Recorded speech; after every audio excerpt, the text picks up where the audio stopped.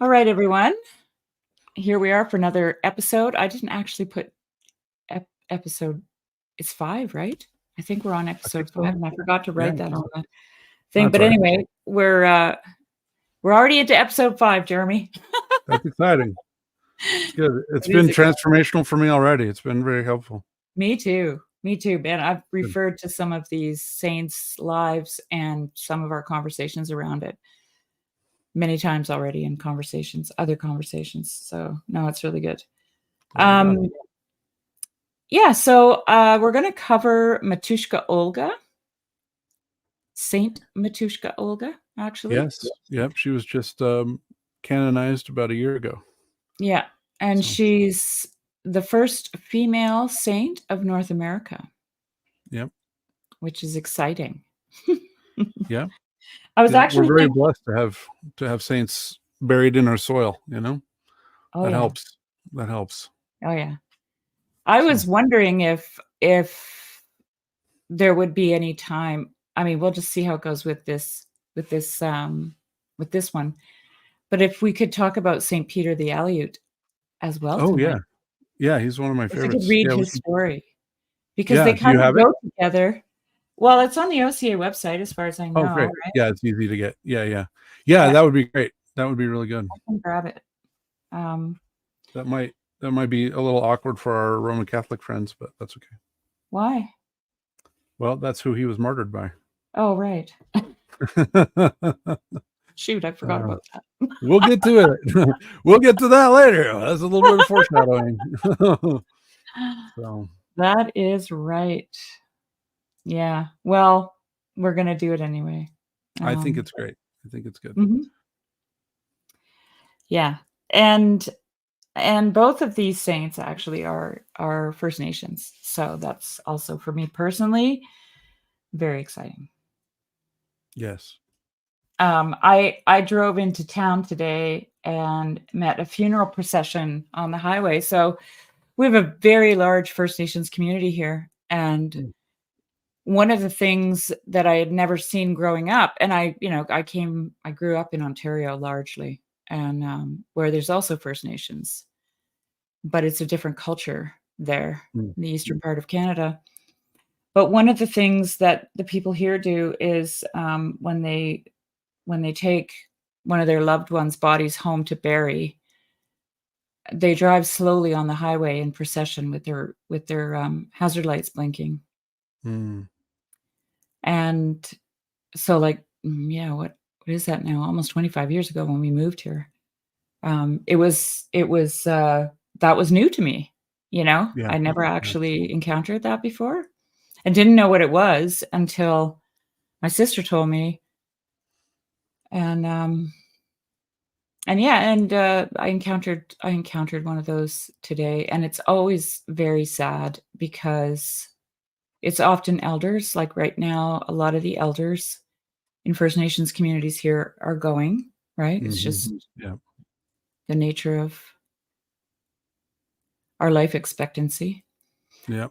But whenever an elder goes, a lot of knowledge passes, and that's what they really grieve too. Yeah. So it's really nice that the Orthodox Church is sharing the stories of these people in ways that are going to be remembered forever and ever, Yes. Yeah. Yeah. There's something really beautiful about it. Yeah, they're integrated into the universal history, Yeah. It's yeah, beautiful. And their stories, right? Yeah. Of their lives. Yeah. So I'll let you go ahead. Do you want to share screen, Jeremy? Yeah, I'll share the icon. I'm gonna just write. I didn't put her name in. I think it's. I'm trying to find it. Sorry.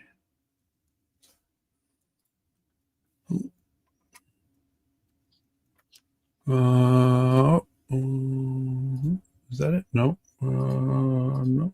Oh, that's it. Okay. You got it.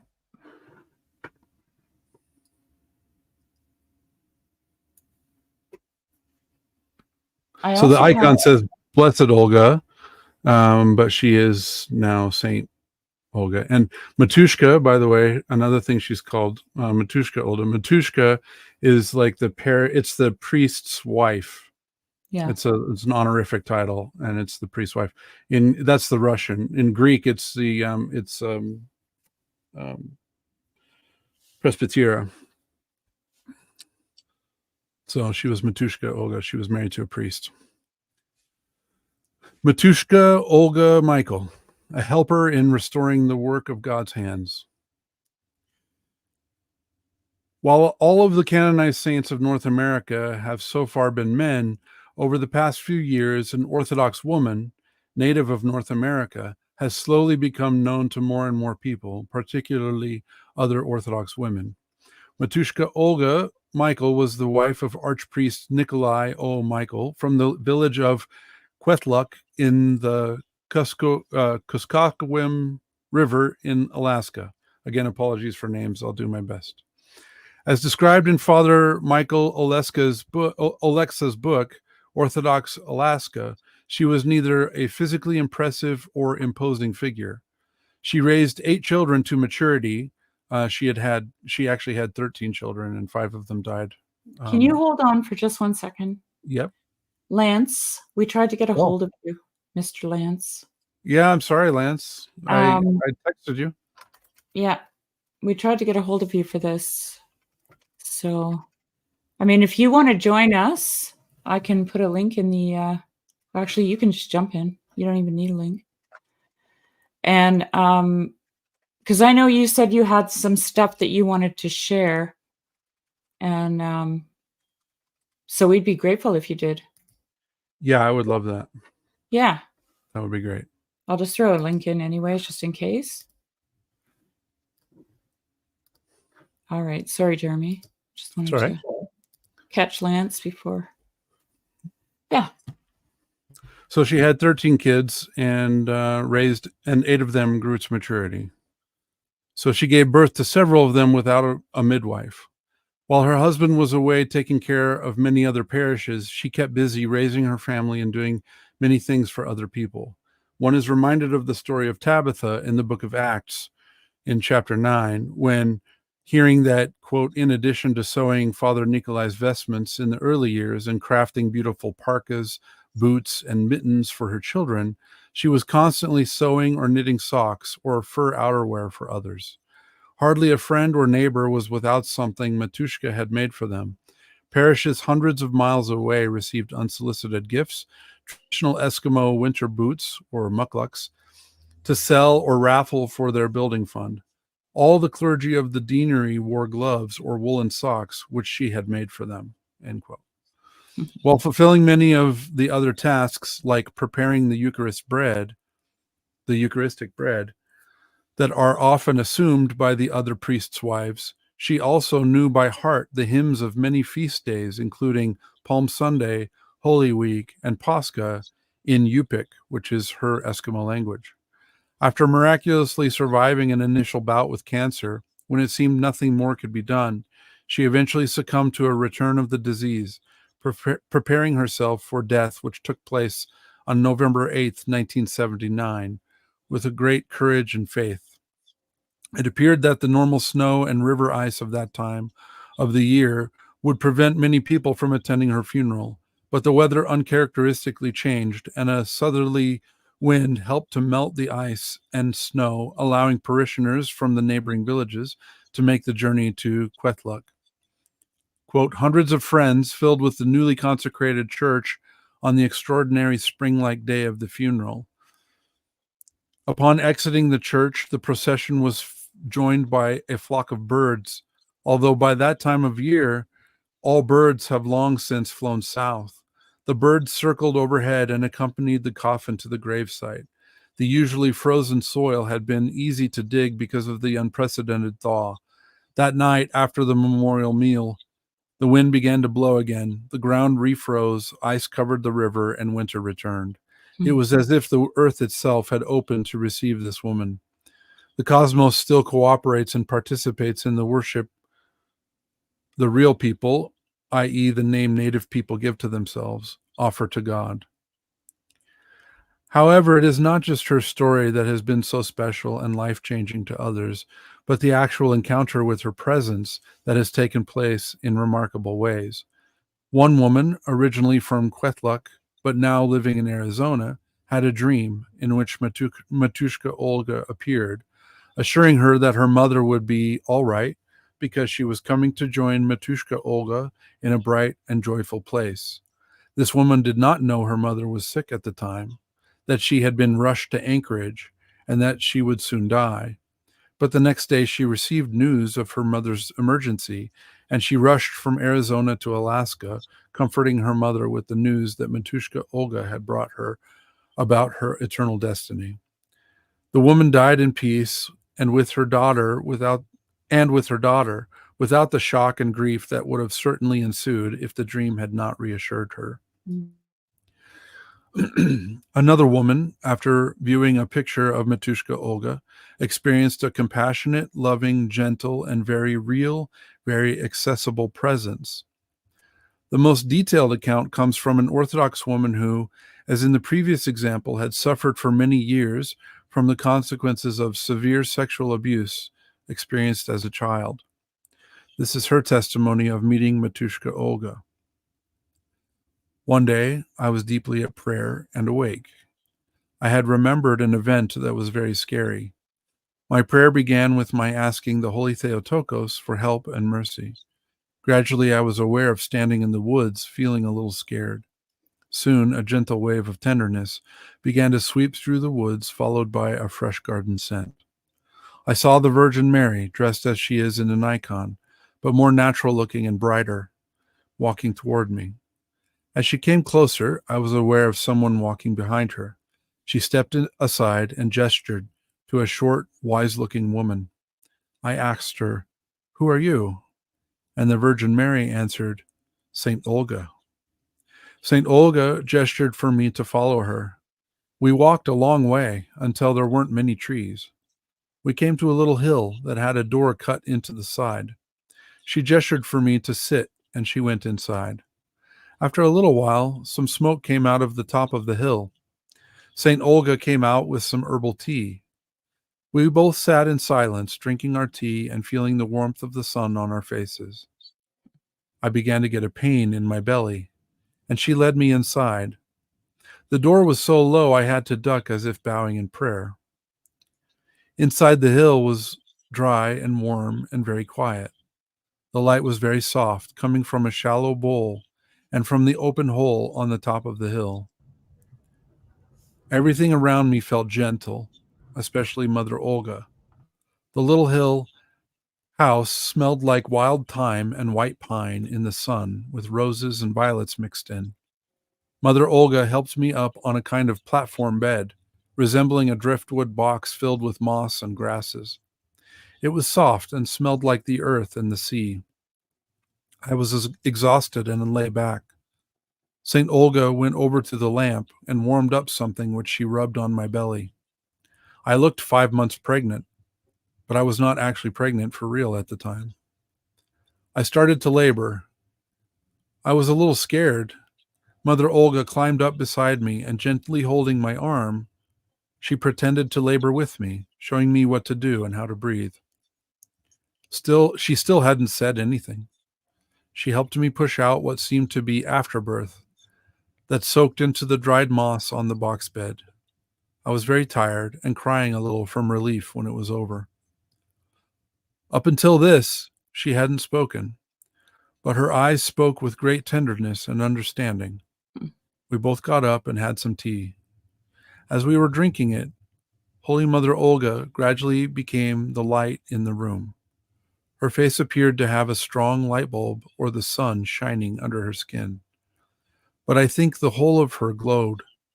I was just so connected to her loving gaze that I didn't pay much attention to anything else. It was the kind of loving gaze from a mother to an infant that connects and welcomes a baby to life. She seemed to pour tenderness into me through her eyes. This wasn't scary, even though at that time I didn't know about people who literally shone with the love of God. It made more sense after I read about Saint Seraphim. I know now that some very deep wounds were being healed at that time. She gave me back my own life, which had been stolen, a life that is now defined by the beauty and love of God for me, the restored work of his hands. Mm. After some time, I felt that I was filled with wellness, and a sense of quiet entered my soul, as if my soul had been crying like a grief-stricken, abandoned infant, and now had finally been comforted. Even now, as I write, the miracle of the peacefulness and also the zest for life which wellness has brought causes me to cry with joy and awe. Mm. Only after this did Holy Mother Olga speak. She spoke about God and people who choose to do evil things. She said the people who hurt me thought that they could make me carry their evil inside of me by rape. She was very firm when she said, "That's a lie. Only God can carry evil away. The only thing they could put inside you was the seed of life, which is a creation of God and cannot pollute anyone." I was never polluted. It just felt that way because of the evil intentions of the people near me. What I felt, what I had held inside me was the pain, terror, shame, and helplessness I felt. We had labored together, and that was all out of me now. She burned some grass over the little flame, and the smoke went straight up to God, who is both the judge and the forgiver. I understood by the incense that it wasn't my job to carry the sins of people against me either. It was God's. And what an ever unfolding richness this taste of salvation is. At the end of this healing time, we went outside together. It was not dark in the visioning prayer. There were so many stars stretching to infinity. The sky was all shimmer, with a moving veil of light. I had seen photos of the northern lights, but I didn't know that they move. Either Matushka Olga said, or we both heard in our hearts, I can't remember which, that the moving curtain of light was to be for us a promise that God can create great beauty from complete desolation and nothingness. For me, it was proof of the healing great beauty, where there had been nothing before but despair, hidden by shame and great effort. End quote. What is one to make of these accounts? If nothing else, for now, one can acknowledge the special place that Matushka Olga has had in the lives of certain native people and a growing number of contemporary women. But it is in the slow and gradually expanding process of knowledge, which moves from local veneration to broader awareness, that God reveals how he can be wonderful in his saints. Matushka Olga was herself a midwife and may also have known from personal experience the traumas of being abused earlier in her life. Perhaps it is in this role as an advocate for those who have been abused, particularly sexually, that God will continue to use Matushka Olga in drawing straight with crooked lines. His work of creating beauty from complete desolation and nothingness. If God wills, may it also be possible one day to exclaim, "O Blessed Mother Olga, pray to God for us." This was written before she was canonized, and now Yeah. that is possible. Mm-hmm.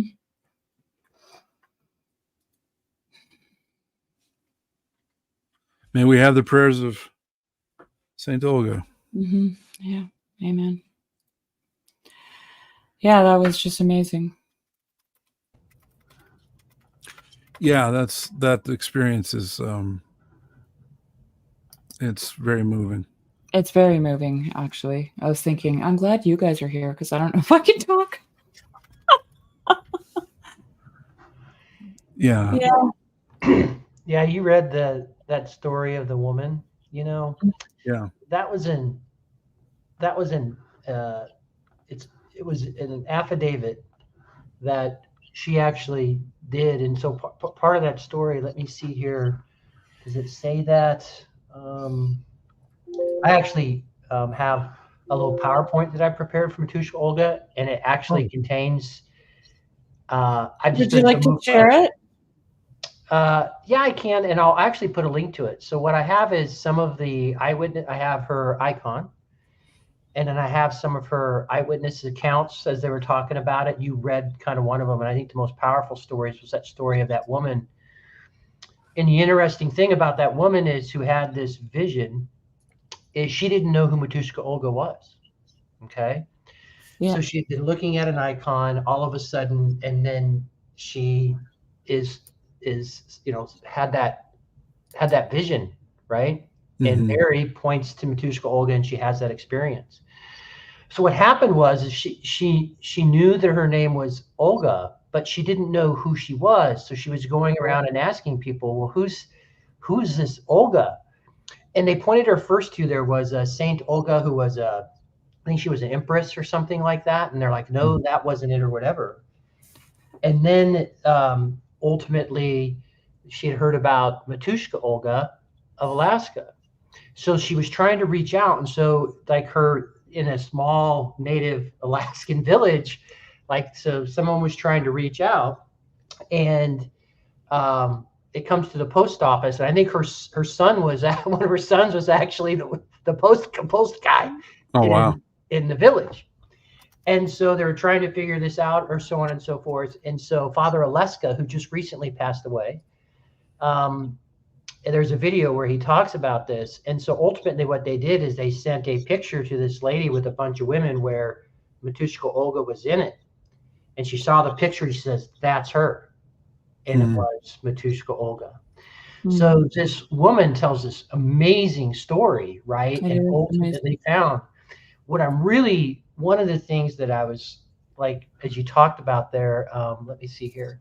I think one of the things, I don't know if you read this before you got to that portion. This is a photo that Shari found of Matushka. Yeah. Okay. And I don't know this. I don't know if you read this portion. Did you? Matushka Olga, an indigenous Alaskan of Yupik origin, was born in Kwethluk, Alaska on February 3rd, 1916.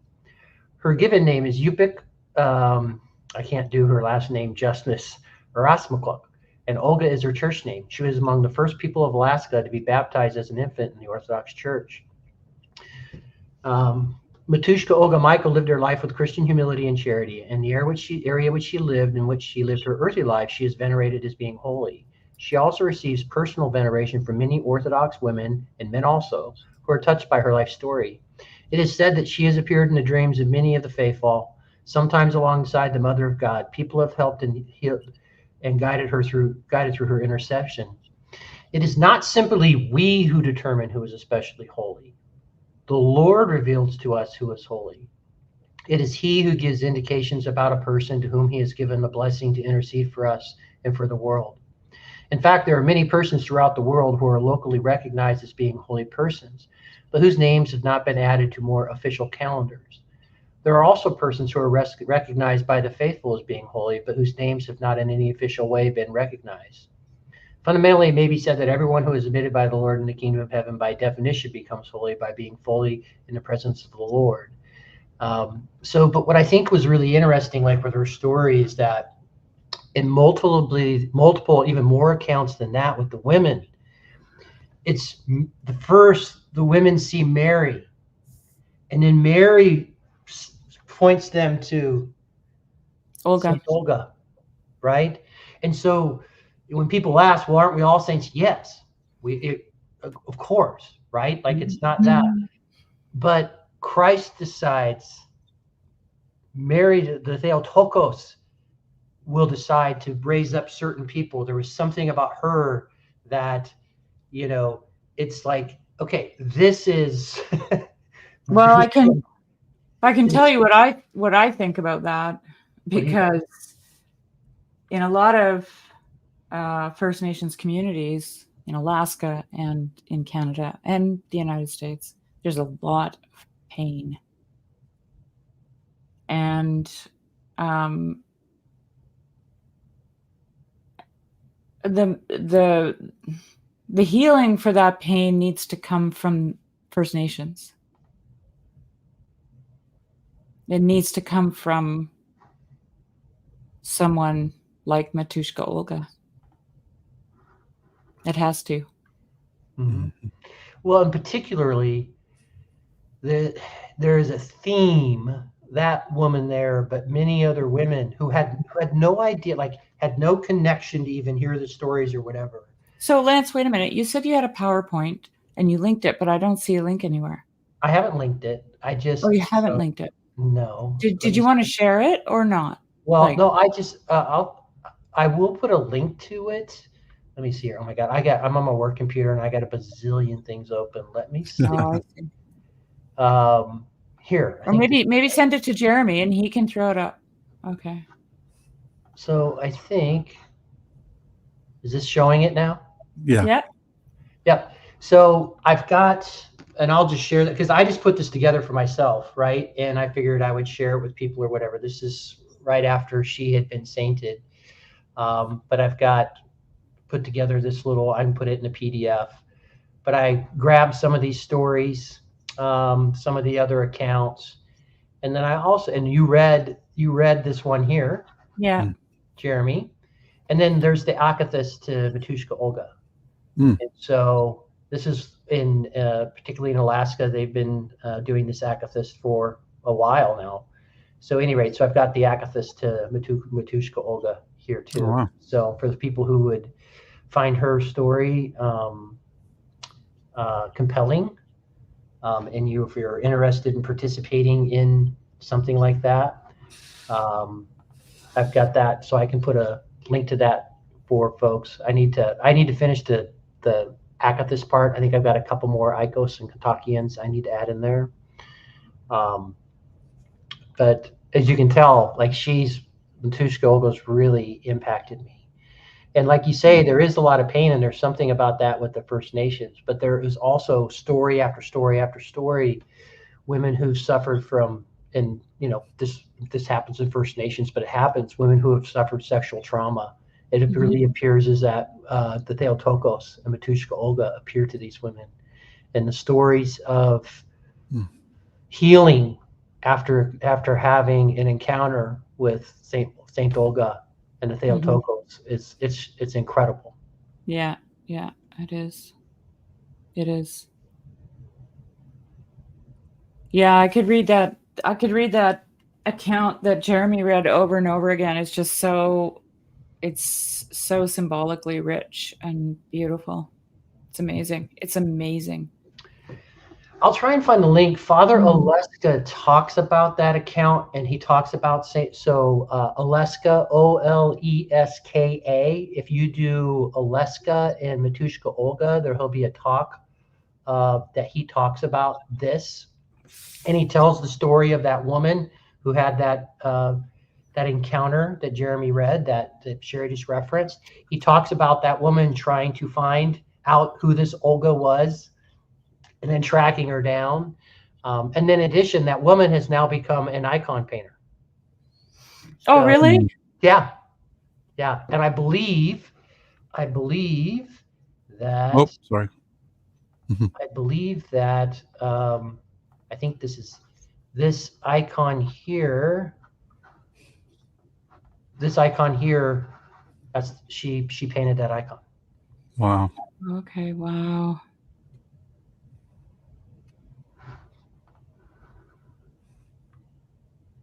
So, you're right. So, well, that's pretty powerful. That's pretty powerful. Yeah. Wow. And and it's just sometimes, and I think that's what I really love about the modern saints, because we hear these stories of the accounts from long ago, and people will think, I don't know that really happened, blah blah blah blah blah. And then you get these stories here, and these people are still living, right? And these women are living, and they actually signed affidavits. People have talked to them, right? I think someone's going out to try and do video to capture some of these. Now we're capture these women's stories on video and so on and so forth. I just saw this week Peter here. Is it Peter Hears that has Why Are We Talking About Rabbits? No, that's John Hears. John Hears just interviewed a guy who finished a film about what's it called? Can you look it up really quick on his channel, Jeremy? Sure. It's a film. He's a filmmaker. Maybe he interviewed. I didn't watch it. It just appeared and I saved it. because I want to watch it later. Maybe there were two of them there, about the Orthodox Church in Alaska, but Yeah. what's it called? The channel is called Heavy Things Lightly, and the man he interviewed is named Simon Sionka. I'll put that in. I'll type it in the chat. Do you want to just show the thumbnail on your screen? Yes, I could do that. Well, I was trying to think of the best way to do that. Oh, okay. Maybe. Can you share? Yes, I can. One sec. Sorry. This is one thing I don't have a lot of practice at, is live streaming. We're learning as we go. Now I have to find. Okay, I'm driving. I have the remote. Yeah. Oh, great. Guys. Okay. Well, actually, I'm not doing much better over here. Okay. We could fight over it. So yeah, so it's this one here, the Simon Sionka, Sacred Alaska, and becoming a real person. Yeah, that's the one. That's the one. Thank you. Yep. Yeah. I don't know where you can see the film, but I'm sure they'll let you know. Yeah, I'm sure they'll talk about it. I haven't watched that one yet. I think it's brand new, isn't it? Yeah, one day. Sorry. I just dropped a link. Father Oleska, I shared this around, a lot of us, this went around our little circle a little bit, but Father Oleska, it's about it's an Orthodoxy amazing talk. Yeah, about Orthodoxy and how it came to Alaska. And he talks about Native Alaskan spirituality. It was just absolutely amazing, and how the early St. Herman of Alaska and others, but how the early Orthodox priests and monks that came to Alaska, how they listened to the Native Alaskans, and they heard their origin stories and those sorts of things, and there's some amazing stories from Alaska.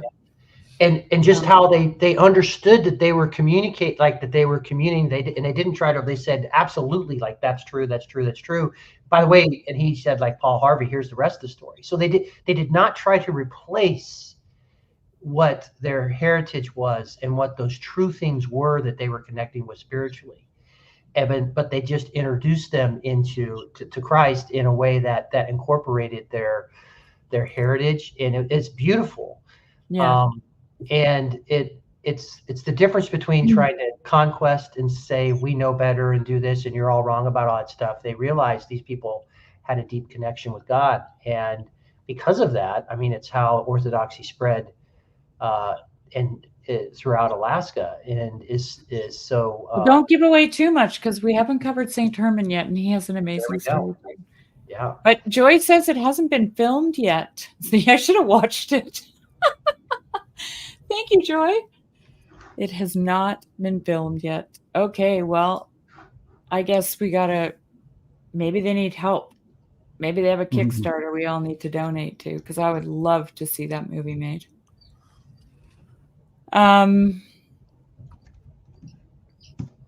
Yeah, any more thoughts on Matushka Olga, Lance? Oh, they're still fundraising. Okay. Yeah, I've shared this. What really impacts me is, and this, I've shared this over, and I'm really attracted to the saints that don't have a fancy education, that don't have status, that would appear to be living these quiet, simple lives, right? And yet, through how they've lived, and loved and served, that you can become a Matushka Olga, and it's simple. Like, you've mentioned before, but we all know this is like, start right where you're at, right, in anything, right? And it's just we feel like we need to I would say for me or whatever, to be this great person, you need to know these things and accomplish these things and become known and, have all these miracles. And there were, things that were happening, but she loved her community well.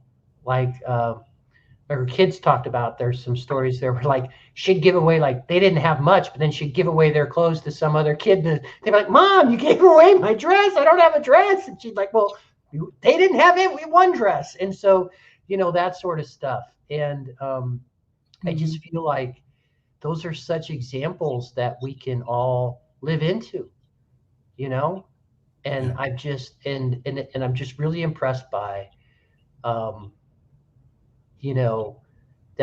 it was the Theotokos who is the one who said, "Oh, this is one of mine." Like this. You gotta meet her. You gotta meet my friend. Yes, like when Christ says, "Hey, didn't we do all these great things in your name?" or whatever he says. Like, I never knew you. Like Matushka Olga knew the Theotokos. Oh yeah, intimately, right? And so anyway, I just was really struck by that. And we don't have a lot of North American saints, and she was the first female North American saint. I think that's powerful. Yeah. And I've just, an interesting story, and I'll just stop here. I've gone way down the Matushka Olga rabbit hole, so it got me on here, and I'm going. Great. That's what happens. The saint just like latches onto you, and that's so yeah. I'm just getting chills. It's literally, I'm getting chills talking. Yeah. They were going. So Cuitlac is her village, and so she was buried in Cuitlac, and they were thinking about, for a time, of moving her from Cuitlac to Anchorage so more people could come on pilgrimages. Oh, look at this. And the people of the village and their surrounding communities were not, let's just tell you, they were not happy about that. And they're like, no, she belongs here. And so ultimately what's decided is the Alaska Archdiocese, I don't know how to say the name or whatever, they're like, okay, we're going to keep it here. It's hard to get the Cuitlac, but they want to build a new temple. I'm sorry, they want to build a new church, and some things there. I mean, they're going to leave her in Cuitlac, and the people there were so relieved because, I mean, she's, again, in Orthodoxy, like she's a lot, like she's there, she's present, and they can go out and they spend a lot of time out at her gravesite, and so she's going to stay in Cuitlac. And I was so happy because because they started this video, it was like 20 minutes, and they were talking about moving her to Anchorage. In my mind, I'm going, you can't move her to Anchorage. She belongs in Cuitlac. So anyway, I'll quit talking. You guys got me excited. We did a saint from what country was that from now? The young girl who was giving her food away. Like, because Lance was talking about Romania. Oh, Romania. Yeah. First of all, Eugene, welcome.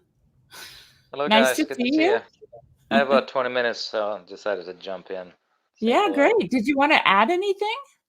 I don't even know what you're talking about. I know it's about saints, but yeah, we are talking about a specific saint who was canonized last year, Lance? Yeah, last November. Yeah. She's from Alaska. Her name is Matushka Olga, Saint Matushka Olga, and she was the wife of an Orthodox priest, and she was Upik, so she was First Nations. And yeah, if you get a chance to go back, Jeremy reads a little bit of her life story, and then there's a very moving story from a woman who had her appear to her in a dream, and she didn't know who she was. And I think you would love it, actually, Eugene, because what I wanted to say about that, because Lance was talking earlier about, and I agree, like modern saints are fascinating for us because we can relate so much easier to them than we can to the older stories. But at the same time, there's still a mythology around all of them, right? And of course, this is Eugene's bread and butter now. I'm not even going to try to talk about it in front of him, but so this story that is told by this woman who had a vision of her, it's very in depth, it's very personal, It's very mythological. Wow. It's very symbolic. You have to listen to it. It's amazing. Yeah, I will. I will absolutely. Is Olga the last name or the first name? First. First name. So it's Yeah. it's Russian. It's a Russian name. Well, Okay. she was given the Christian name of Olga, I but she see. had an Yeah. Ubik name. And when she was baptized, she was one of the first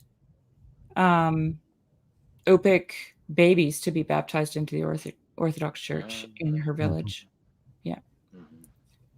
And her husband was her husband Father Oleska? No, No, no. but He was. he's also married to an Ubik woman. Yes, he is. And Yeah, that's how he he knows. is. That's how he knew her so well. Yeah, exactly. And yes, and Father Oleska tells the most amazing stories about his wife. This one that I just remember so well. It was in a video that Lance sent to me a long time ago now. 100 years ago, Lance. it's the video I just linked. I sent the Yeah, link. it's the video he linked here. So that is an amazing talk by Father Oleska. But his wife, when she was pregnant with their first child, she would get up in was it before dawn, Lance? And she would go out of the house and back in, and then, and he'd be sleeping, and he'd hear her moving around, the door open and close, and the door open and close, and the door open, and he was like, "What?" He said to her, "What are you doing?" And she said, "I want to make sure that the baby is born well, so I have to teach it how to go out." Right? Mm. And it just some of the and then he overlays those with spiritual truth, about our own spiritual birth, so to speak. It's just an amazing talk. Like, really, really worth listening to. So, yeah, Matushka Olga. She feels very much like she's in the room at the moment. To me. Yeah. It's interesting. Even though I grew up in Russia and we had, there was a lot of talk about saints in the Orthodox culture. They were not. They didn't feel very accessible to some degree. Mm. People were talking about, like, praying to this saint and connecting with them, with this person, and to a certain degree, I could relate to that. But you said that this person feels very relevant, very, like, real, like if she's here, Mhm. and that's I've experienced a little bit of it, but Yeah. yeah, but not much. Yeah. Well, like I said earlier, I think it really helps if they're fairly contemporary. I think that helps a lot. Although Saint Seraphim is very relevant to me and very real to me. And he's very Russian. No, yes. You mean Seraphim of Sarov? Is that what you're Yeah, talking Sarov. about? Yeah. Yeah, Sarov. Yeah. I have a godson who just recently got baptized, and he took Saint Vladimir as his saint, and he said Saint Vladimir hunted him down. And I was like, Wow. and he just started, he didn't even know who he was. We had an icon of him in our parish, and he was drawn to that icon. I was like, "Who's this?" And he found out who it was and started learning about his story, and now he's just like constantly researching it and like learning Russian so that he can learn more about Saint Vladimir, and just really inspired and feels really like personally involved, personally connected with Saint Vladimir. So it does happen. Well, But yeah. the older I get, the more I feel that we need the cloud of witnesses around us in our lives, and that's one of the reasons I love these gatherings, watching these gatherings. I'm not, there very, very often, but still, there seems to be some kind of a mystical element to the community of the saints, Right. because you can't really be yourself without the others, and That's right. it's like a moment by moment, and then it's really nice to have people in the flesh, but sometimes they're not in the flesh and they're still there. That's literally a cloud of Yeah. witnesses. Yeah. That's cool. Yeah. And I don't know, like, I mean, I've been, this is part of the task at hand for me with this series is to understand the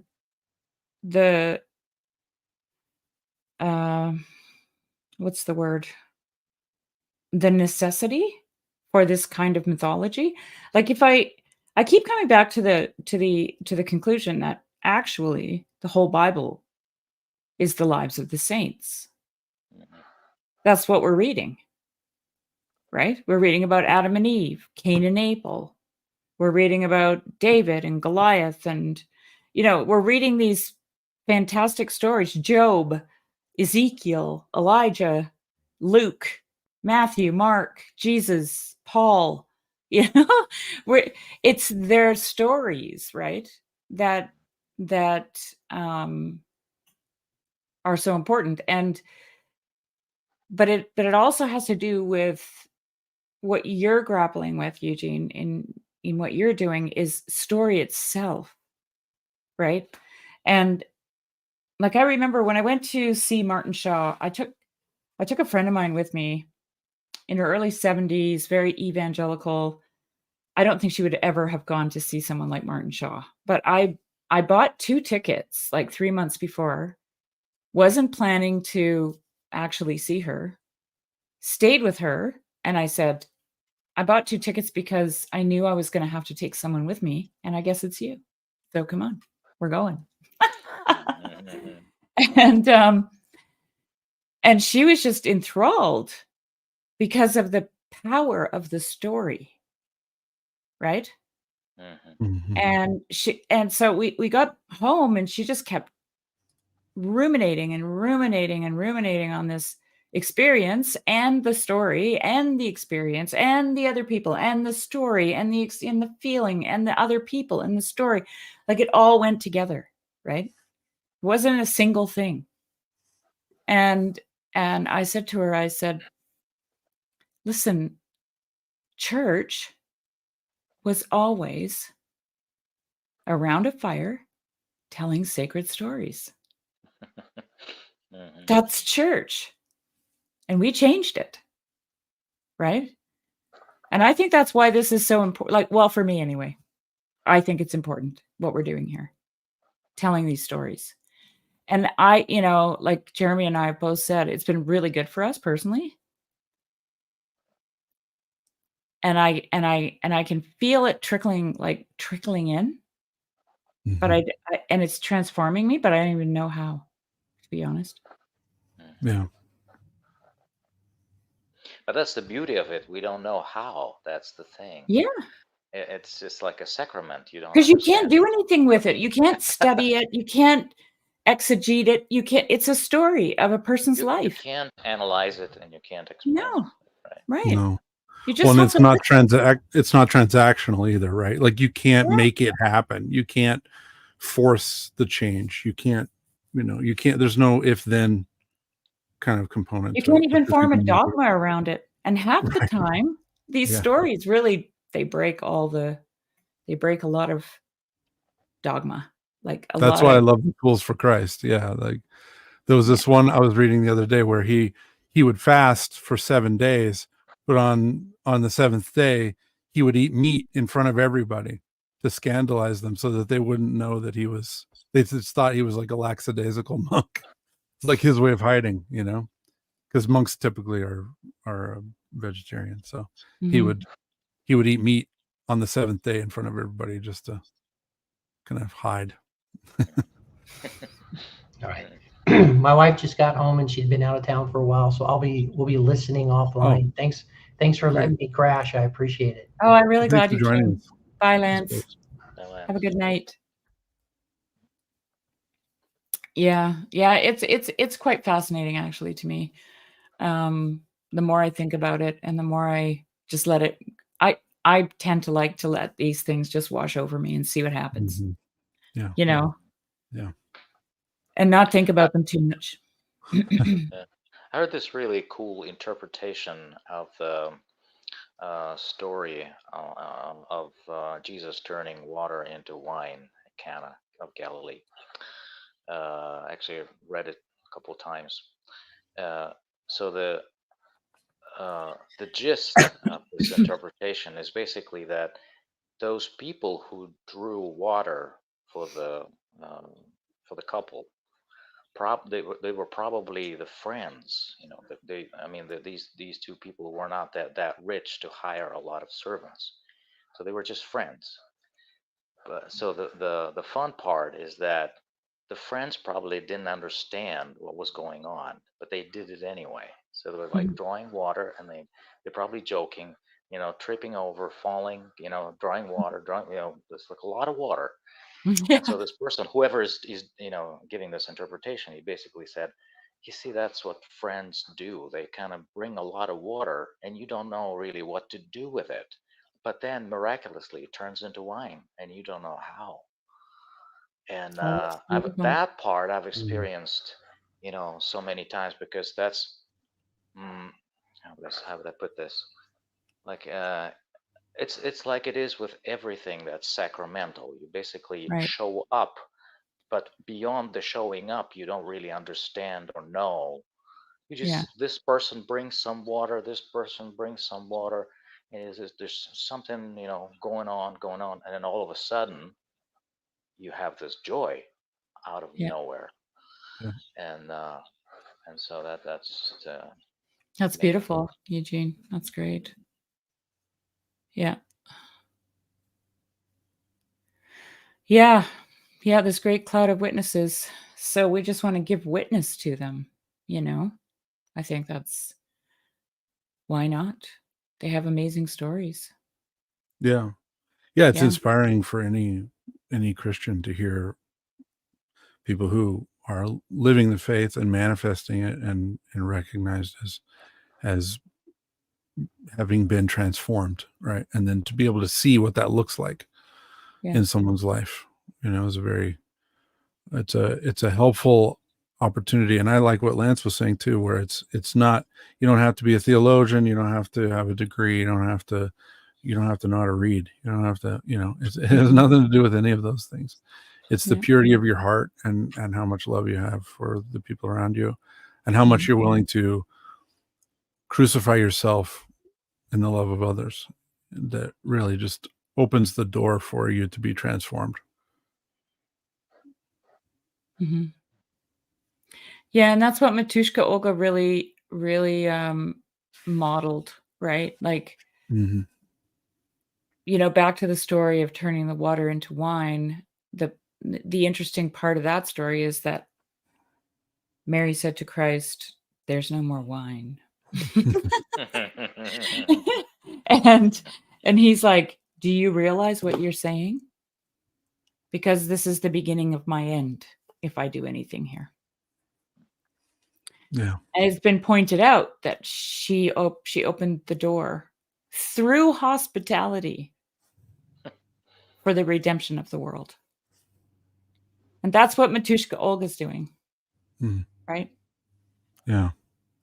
Well, and I was moved as well by how the Theotokos showed up and then just stepped aside and introduced St. Olga, right? Like the humility of Theotokos too, right? To only be there as an introduction, as Yeah. a like a, as a validator of like, here, pay attention to this person, right? Well, But didn't, she was also being prayed to at the time, right? yeah, exactly. That's what I mean. Yeah. Like the Mhm. the humility of Theotokos to actually hand it off to Saint Olga and have Saint Olga heal this woman. I think that's also really a very touching gesture, right? Where it's not, Mhm. it's. I read this the other day. I can't remember. There was a saint who, I can't remember the saint who said it, but he said that when God wants to bless someone, he inspires someone else to pray for them, Right. so that we can participate in that healing, Yeah. and it heals us too, right? So it's just that you see it playing out like in different levels and in these different aspects in very beautiful ways. It's very touching. Yeah, that reminds me of a great quote by George MacDonald when he says, if a man wants to make something, he makes a book or a play or a machine. When God wants to make something, he makes the man who makes the book or the play or the machine, Mm-hmm. And yeah, my dog, he's so polite. The door's only open like this and he can't get out. So What's his name? his name is Hulk because he's a Hulk. really big boy. Really big dog. That looks like a good farm dog. He's a good one. He also has the same attributes of Hulk. So he's really mild-mannered and gentle. But if he sees a coyote, he turns into an absolute beast. Perfect. That's helpful. Yeah, so it's a good name. Well, I have to go, guys. It's good seeing you. Very short, but Yeah, keep talking. it's always good to see you too, Eugene. Bye-bye. Thanks, I watched Eugene. the beginning. Yeah. Thank you. Yeah, sure. You'll love the story. It's amazing. Yeah.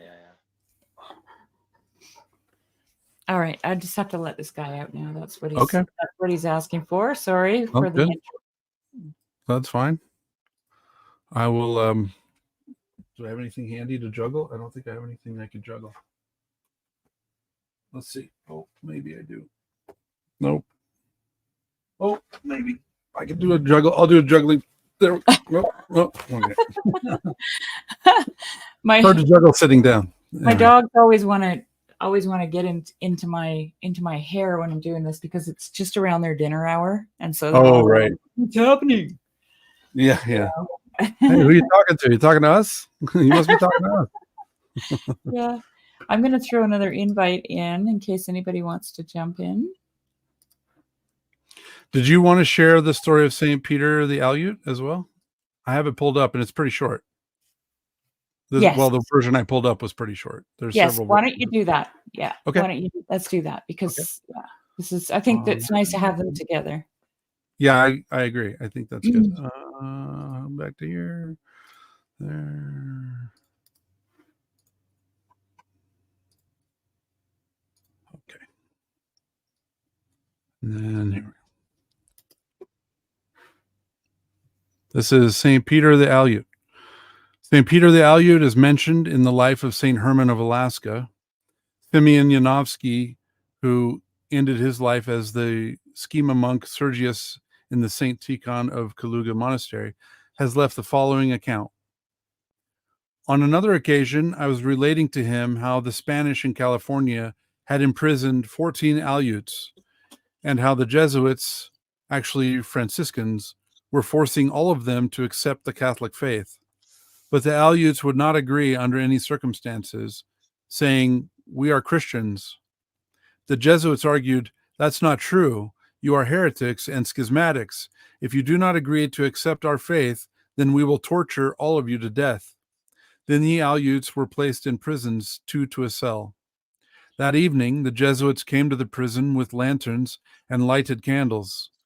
Again, they tried to persuade 2 Aleuts in the cell to accept the Catholic faith. "We are Christians," the Aleuts replied, "and we will not change our faith." Then the Jesuits began to torture them. At first, the one, while his companion was a witness. They cut off one of the joints of his feet, and then the other joint. Then they cut the first joint on the fingers of his hands, and then the other joint. Then they cut off his feet, and then they cut off his hands. The blood flowed, but the martyr endured all and firmly repeated one thing: "I am a Christian." He died in such suffering due to a loss of blood. The Jesuit also promised to torture his comrade to death the next day. But that night, an order was received from Monterey stating that the imprisoned Aleuts were to be released immediately and sent there under escort. Therefore, in the morning, all were sent to Monterey with the exception of the dead Aleut. This was related to me by a witness, the same Aleut who had escaped torture and who was a friend of the martyred Aleut.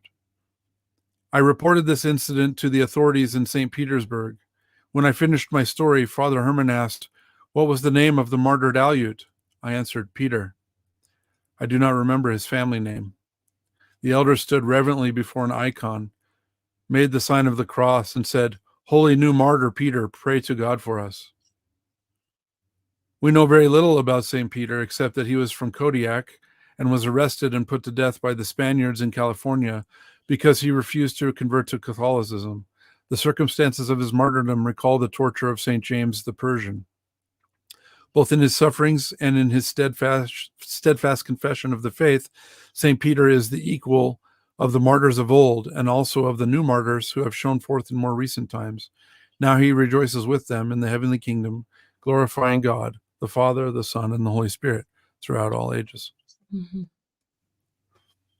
In the story I heard, he was making the sign of the cross, and the Roman Catholics saw him making the sign of the cross, and the Catholics go head, and then they go stomach, and they go left and right, and the Orthodox do right then left. So Right. they saw him doing the sign of the cross backwards, and that's what raised their Yeah. ire. That's what drew Yeah. them and made them upset.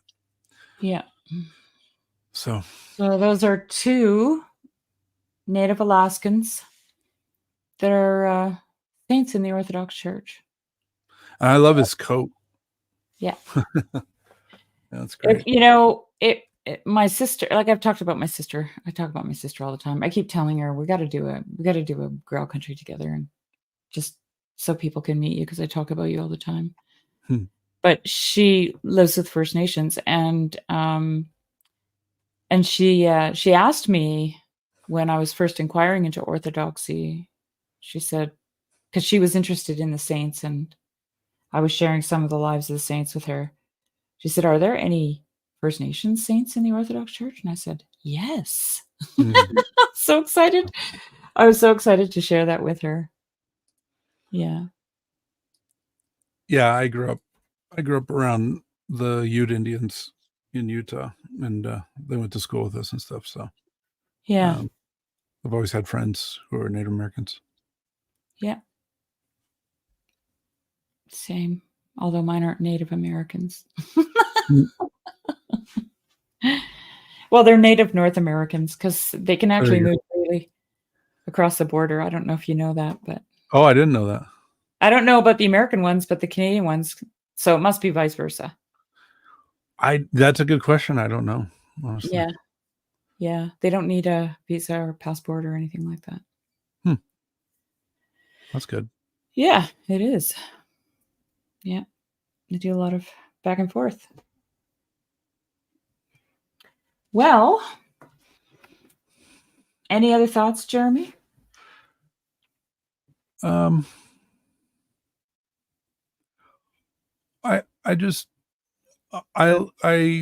like to hear the lives of the saints because it reminds me to stay focused on sharing God's love for me with other people and on living simply. The last time I talked to my priest, he said, "What are you reading for spiritual reading?" And I told him some theological book, and he was like, "You need to be reading Lives of the Saints." He's like, "I want you to read modern lives, but first I want you to read this early Christian lives book." And he said, "You need to be living a saintly life. And the only way you're going to know what that means is by reading the lives of the saints." Exactly. So he said, we are all called to be a saint. So I need you to learn and to start practicing living the life of a saint. So, and for me, that really shows up in the consistency as well. I think that's one of the things I struggle with the most. I tend to be if there's the tortoise and the hare, I definitely take the hare approach to everything in my life, where I just overexert myself and am overconfident in my ability, and then get tired and fall into despair and sit down on my haunches and take a little nap while the tortoise just saunters on by. Yeah, and I really see that's a passion in me that I have to work on, and just reading the lives of the saints helps me see that. They don't what's also interesting to me is that, yes, we collect these certain stories, but these things were happening to them all the time. We only know the parts that they share or the parts that someone witnessed. We don't know all of the things that happened to them that they don't talk about or Right. share or tell anyone, or no one was there. I've been with a person who many people consider him to be a living saint. And it's wild because, like, I was, like, people just come up to him on the street and like, I had a dream about you. Are you this person? And says his name. Wow. It's like, and it's this is just normal for him. This is just his Right. life, and I think that's something that it's not like explicit in these stories, because we're just hearing the compressed or the condensed or the remembered or the known images. But what keeps me trying and keeps me dedicated in the faith is knowing that these people were walking with God the whole time, right? Like, they were always praying, they were always aware. And what that means is they were always aware of the presence of God in their life, right Yeah. then, today, Yeah. right now. God is right here. And they didn't forget that. They never forgot that. No matter who they were talking to or how hungry they were or how tired they were always aware of the presence of God. And that is just, Yeah, and that's where they drew their strength from. yeah, exactly. Yeah. Right. Yeah. I heard a story just the other day of he's not a saint, but he was a abbot at a monastery, and actually now I think he is canonized. But when he was telling this story, he was alive, and he was talking to a psychologist, and the psychologist, like a therapist, who asked him, how many people a day do you see? And the abbot said, between 100 and 150. He said, we start usually around 3 or 4 in the morning, and we usually go until about 10 or 11 at night. And the therapist was like, just like, what? The therapist just said, I see at most 10 people a day. And if I do 10, that's a very exhausting, very difficult day. And this abbot said, that's because you haven't learned how to offer this up to God yet. It's not my burden. They're sharing it with me, but I immediately just pass it on. Yeah. The other thing I'm actually doing is I'm building my Rolodex of saints to call on. Yeah, for Right? sure. Oh, yeah. In different I go circumstances. down that list, when especially something desperate, or someone that I really care for, or someone, one of my godchildren or my children needs some special intervention. I start everyone in my icon corner, I'm asking individually. Or just, like, if I'm carrying a basket of food that someone is given me for someone else, and I see someone starving, and I have to ask myself, should I give them some of this? I don't have to ask myself anymore. Because I just learned about this saint in Romania, and I can't remember her name. What was her name? Philothea. Philothea. Yeah, Philothea. And I'm just like, hell yeah. Yeah. I'm giving it. Yeah. Right. Yeah.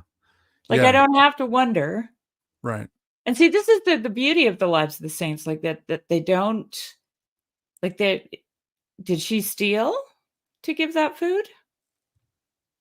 This is the question, right? Right.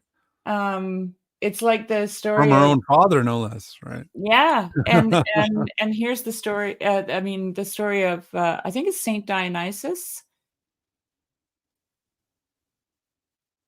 I'm never quite sure about whether or not he was an abbot of a monastery or just a monk or whatever, but his brother was murdered, and the story, and he found the murderer in the barn. And the great thing about that story is that it leaves us with a bit of a moral quandary, because he let the guy go, and he lied to the authorities. I heard, no, I'm glad you brought that up, because I actually researched that more after we had that discussion about Oh, that good. saint. Okay. And Saint Paisios actually commented on that, and he said, Okay. the mercy that we extend to people in this life will be extended to us after this life. Right, right. And I mean, I heard it in Father George Calchu when he said, when he was asked if he should give up the names of the torturers Mm-hmm. At the prison to the government who wanted Right. them. Right. And he said, how do I know they haven't repented and made things right with God? Right? Yeah. Yeah. There's a reason why he's a saint, right? Yeah. To be able to say that Right. So after everything that happened.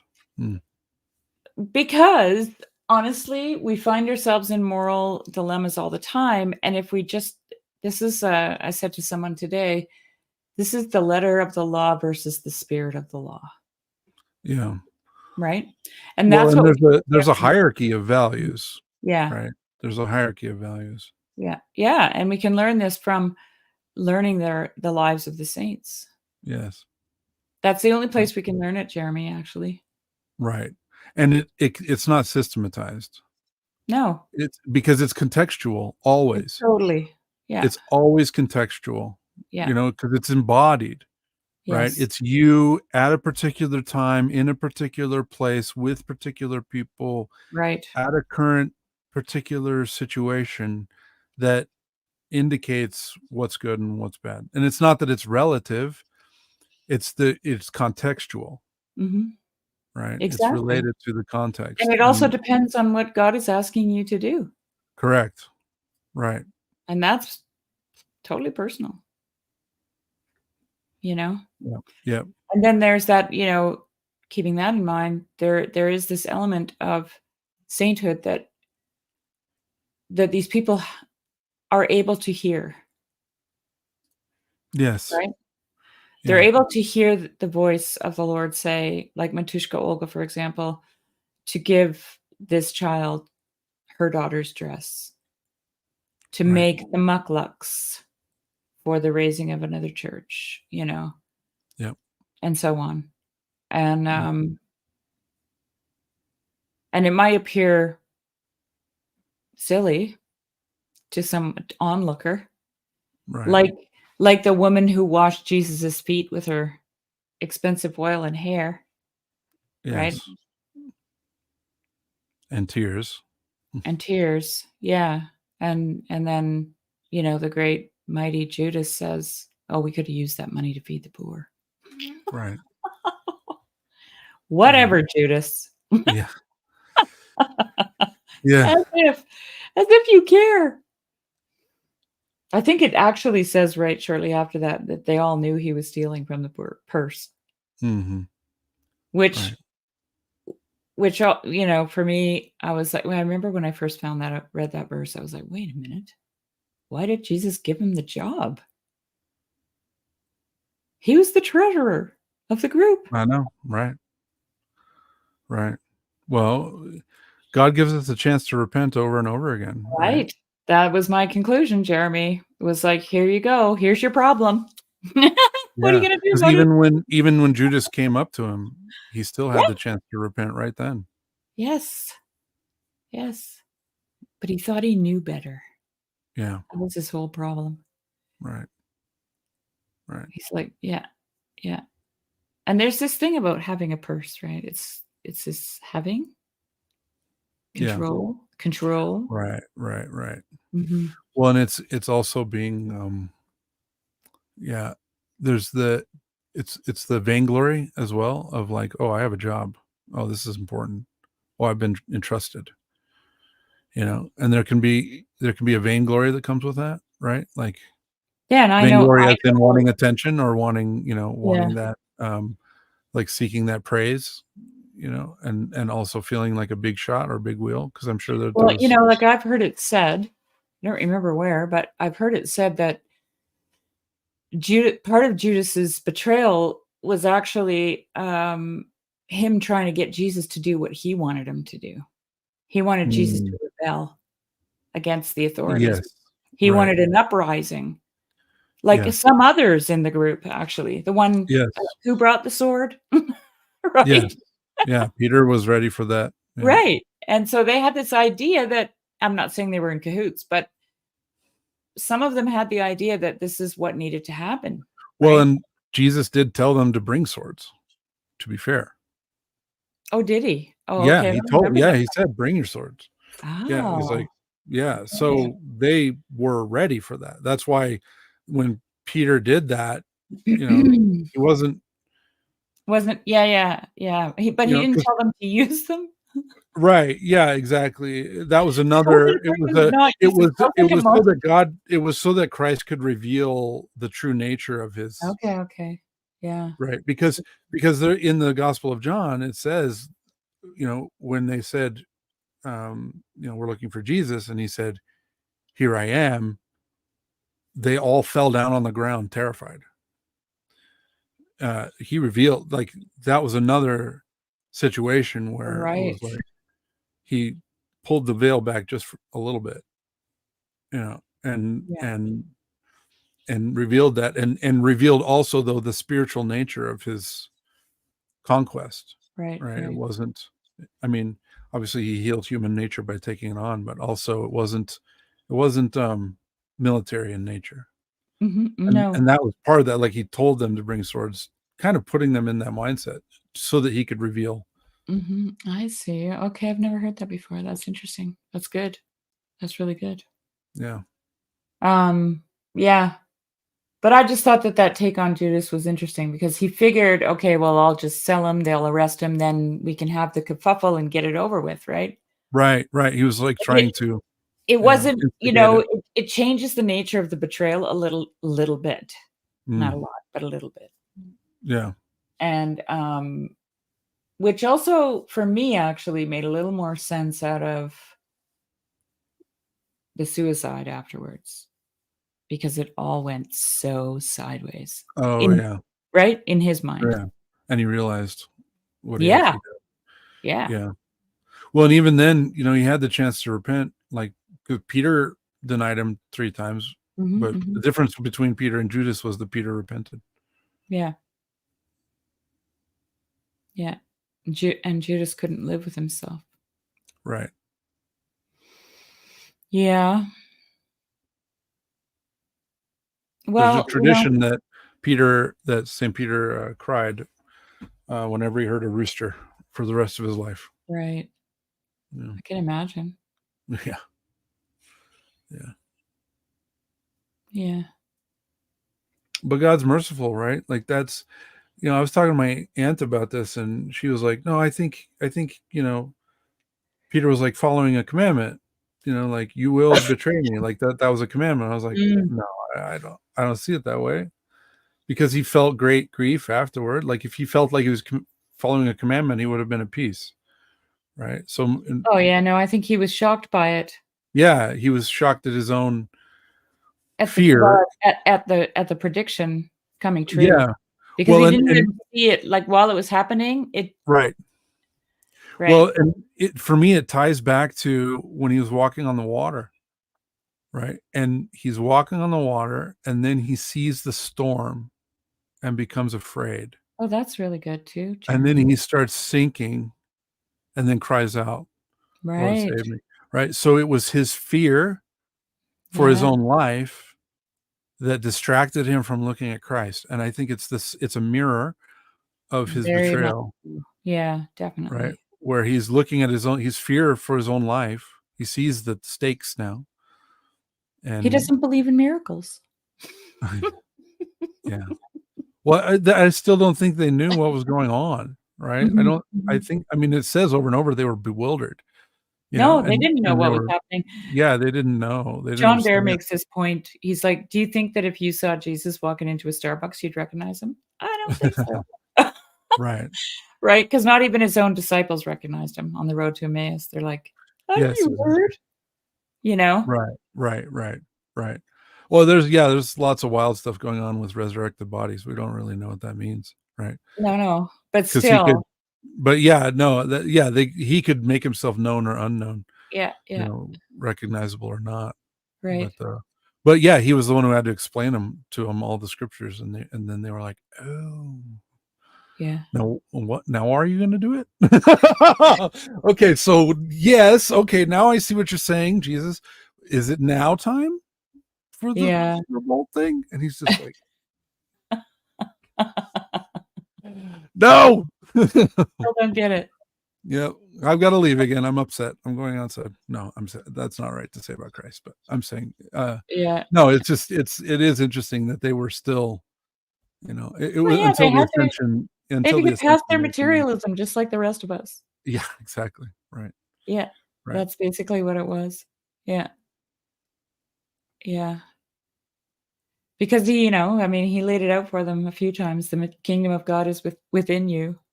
Right. Right. Well, And and I yeah. like to think that a lot of these things didn't make sense until way after the fact.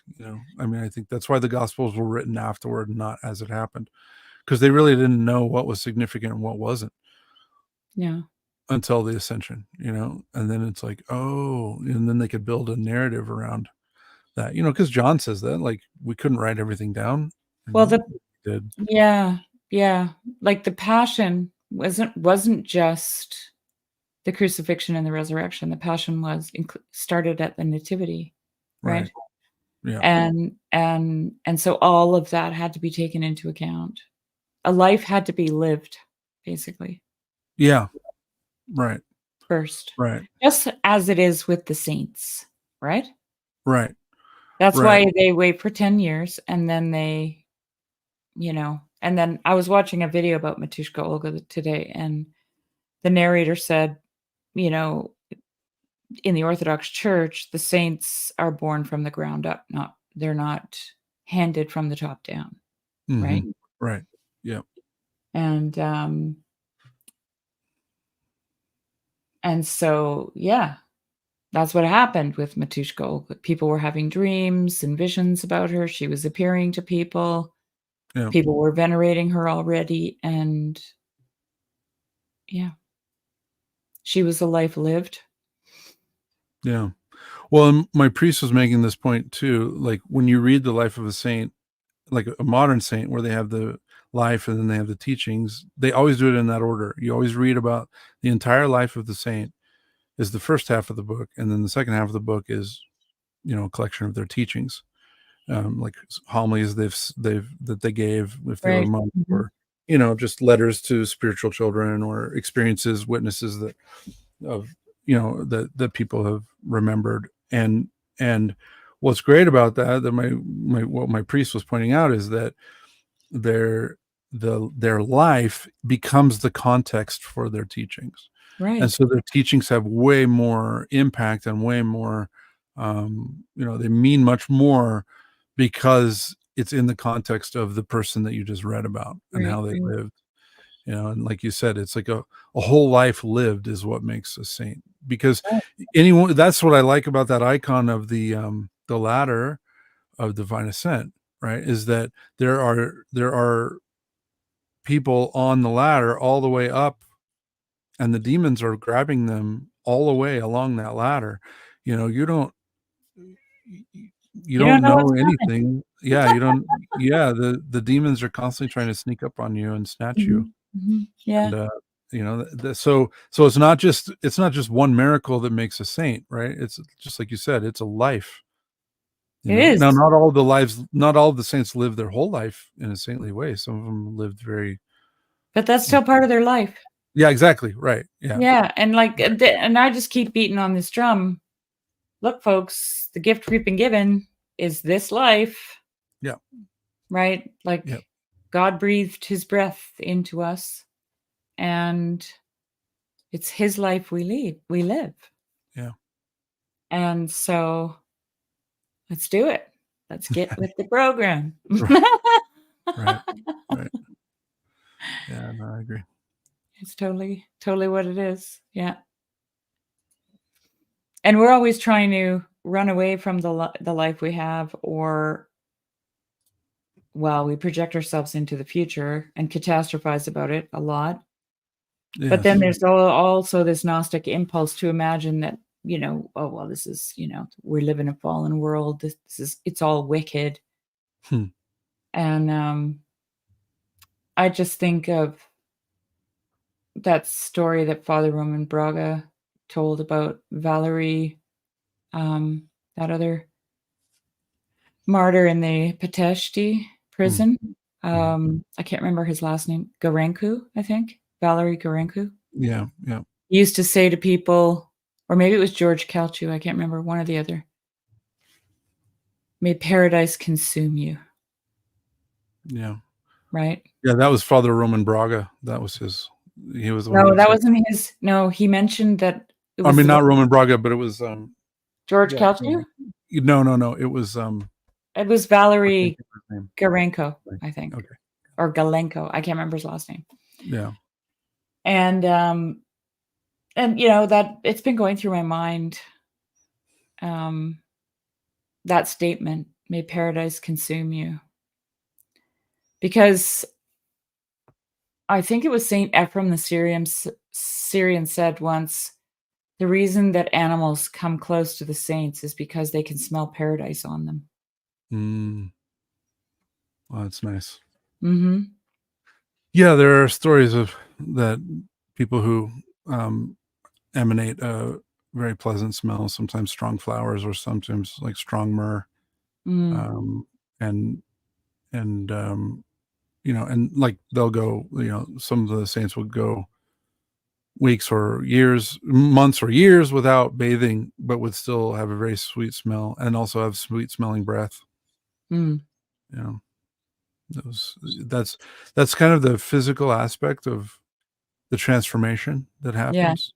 Yeah. Where they're being transformed. The image that's used by the church fathers is like putting iron into a forge, into a Right. fire, and the energy of the fire is infused into the sword and transforms the sword.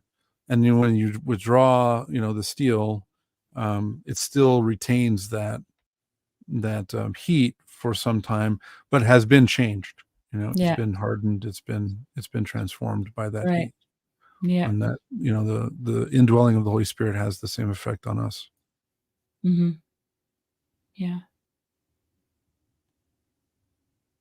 Well, we're seeing it in the lives of these saints. That's all I can say. Yes. Yeah. Yeah. Well, I think maybe that's a good place to stop. Sounds good. This was a good one. I got really emotional hearing that story. And I could feel that, even though I couldn't see it. Yeah. It's a very moving story. It is a very moving story. It's the gentleness, the gentleness and the it's the story of it's the story of a lot of healing for a lot of women that I know. Yeah. That needs to happen. So I hope people get to hear that story today or tomorrow or the next day. Me too. But yeah, thank you very much, Jeremy. And who do we do? Do you have any suggestions for next week? Yes. Did we talk about St. Gabriel yet? Did I do St. Gabriel You mentioned that today of Georgia? Yeah. Did we talk about him already? No. Okay. No. Then that's my vote. St. Gabriel. He's always with me. He's one of those that he's got an awesome beard. Yeah. Yeah. He's one of those that completely captured me. He just really from the first time I heard about him, I was instantly drawn to him. He reminds me a lot of my father. My father was a bit of a trickster, and St. Gabriel was a fool for Christ, and so he just reminds me a lot of my dad. Like whenever I hear the stories of his life, it's really moving. So yeah, we'll talk about St. Gabriel. Okay, that sounds good.